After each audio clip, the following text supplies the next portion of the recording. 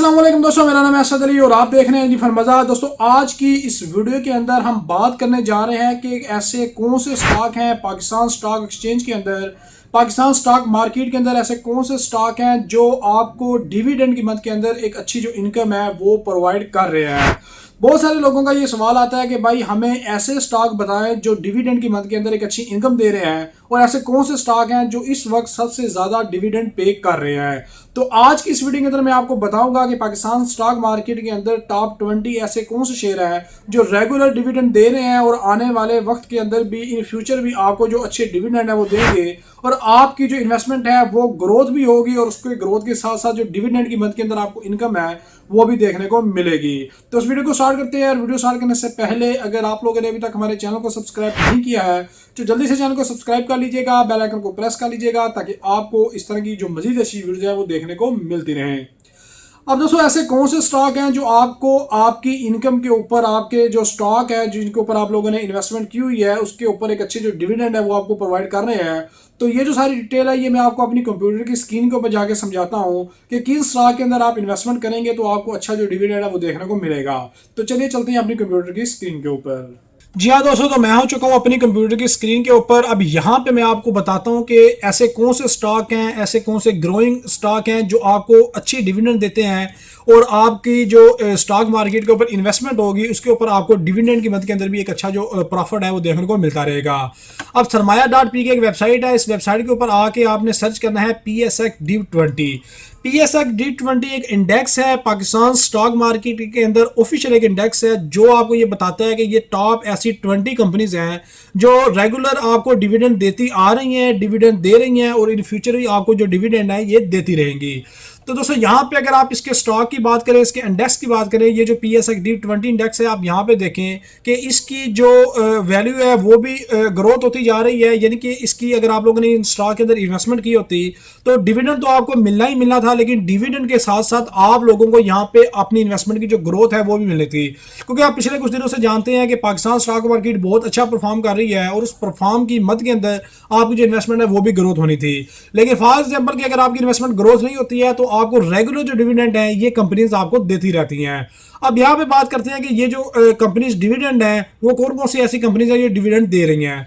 अब यहाँ पे ये 20 ऐसी कंपनियां जो आपको रेगुलर डिविडेंड देती हैं, जिसके अंदर UBL आ जाता है, उसके बाद एंग्रो फर्टिलाइजर आ जाता है, फैसल बैंक है, बैंक अल हबीब है, HMB, FFC, MCB, ठीक है, और ये टॉप इस तरह की कंपनीज है जो आपको रेगुलर डिविडेंड दे रही हैं।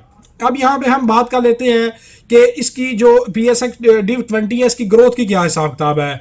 तो देखिए, अगर आप एक वीक पहले यहाँ पे इन्वेस्टमेंट करते तो आपकी जो इन्वेस्टमेंट थी उसके ऊपर आपका 2.85% की ग्रोथ आपको देखने को मिल जानी थी, और इसी तरीके से 6 महीने के अंदर आप 44% और एक साल के अंदर आपको 94% की जो ग्रोथ है, ये मैं डिविडेंड की बात नहीं कर रहा हूँ, ये मैं बात कर रहा हूँ आपकी इन्वेस्टमेंट की ग्रोथ के ऊपर।